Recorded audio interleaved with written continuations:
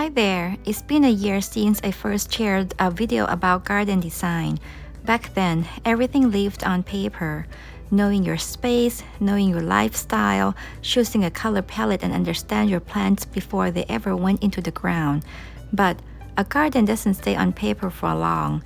This video is about what happens after. After plants grow bigger than expected, after some struggle, after they begin competing each other and with the soil itself, the part 2 is about designing while garden is alive and changing, and the lesson I learned as I slowly expanded my space. Let's get started. One of the first lessons the garden taught me was this: everything depends on scale. Not how the plant looks today, but how big it's quietly planning to become. In a small backyard, a shrub that spreads 6 feet wide can take over before you realize what's happened. Advice like plant in groups of 3 doesn't always work when space is limited.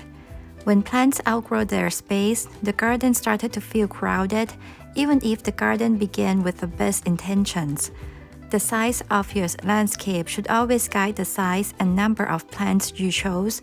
If the scale is wrong, it becomes difficult to rearrange and fix later, especially once tree and conifer mature. Another lesson came from the soil itself. Most of us don't garden in true native soil anymore. Construction strips away topsoil, churns up subsoil, and compress everything with heavy machinery. What gets put back looks like soil, but it doesn't behave like it. Then there's soil pH, the quiet long-term influence we don't see. Long-term soil pH is shaped by the bedrock beneath us and by the vegetation that has grown there for centuries.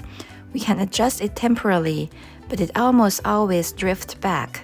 That's why I eventually stopped planting acid-loving plants like blueberries, Japanese pears, leucothor, heath, and heather in the ground.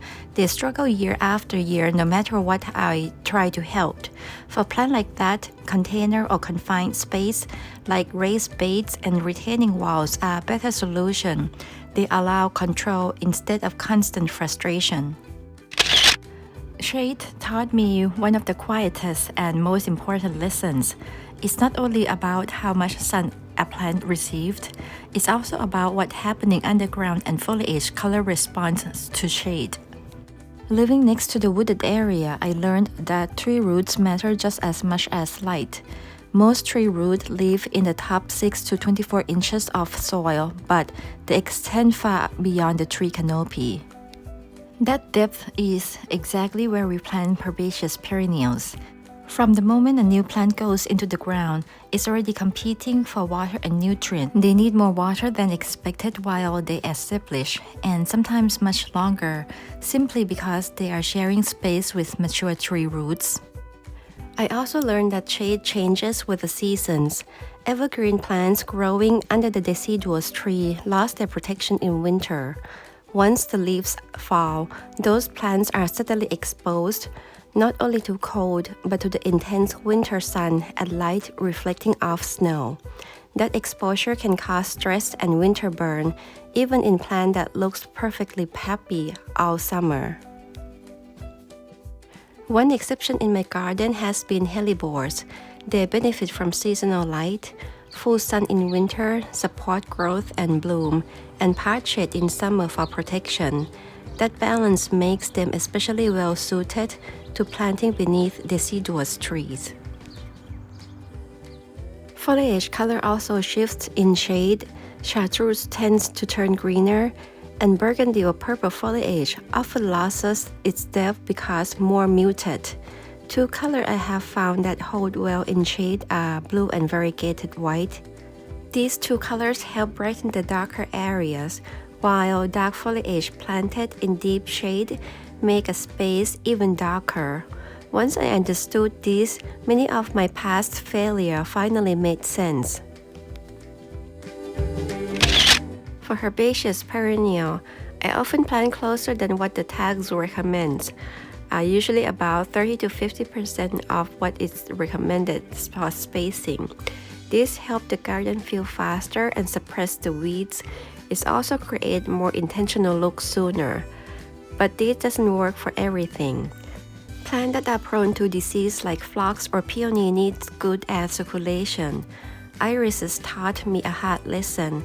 I planted them too close, the rhizome overlapped and they rotted. Woody shrub and evergreen need proper spacing to show their natural architecture.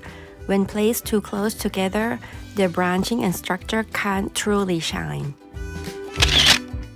I talk about repetition in part 1, but this is where my thinking evolved. Instead of repeating the exact same plant 10 times, I now preferring using fewer plants in multiple varieties. For example, 5 plants in 2 closely related forms. Sometimes it's the same species in different cultivars. Sometimes it's similar foliage or color rather than exact bloom times.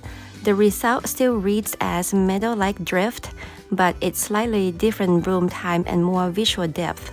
It also gives me the freedom to try new varieties without breaking up overall harmony of the garden. The garden still stays cohesive, but the season stretching longer and biodiversity quietly improves.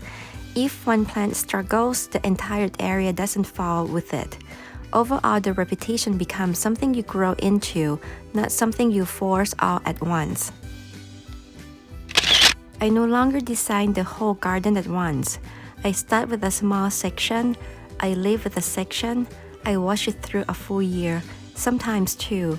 That's when gaps reveal themselves. Maybe the area feels heavy and needs finer foliage. Maybe it needs light in color, in movement, in bloom time. Planting closer also let me divide plant later and repeat them elsewhere. Cohesive builds gradually, not all at once but naturally. Flowers are temporary, foliage stays.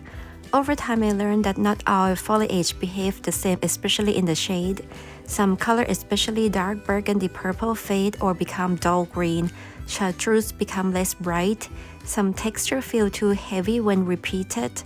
These weren't things I noticed right away, only after living with the garden as it grew and changed throughout the season.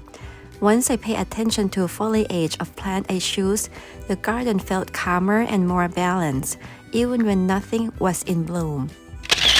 If I could go back, I would winter sow more. It fits with my schedule better, and the plants are already hardening off and resilient.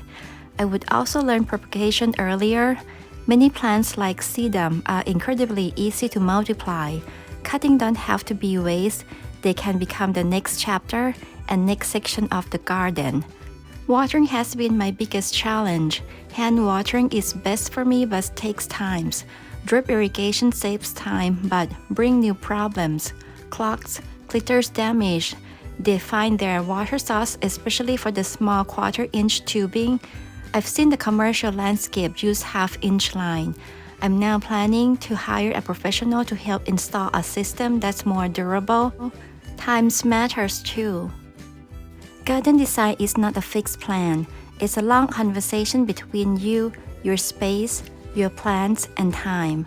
Start small, observe, adjust, don't fight your soil. Let plants teach you what works and what doesn't. The garden will change, and if you let it, it will change you too. I hope you found something here that helps you and your own garden.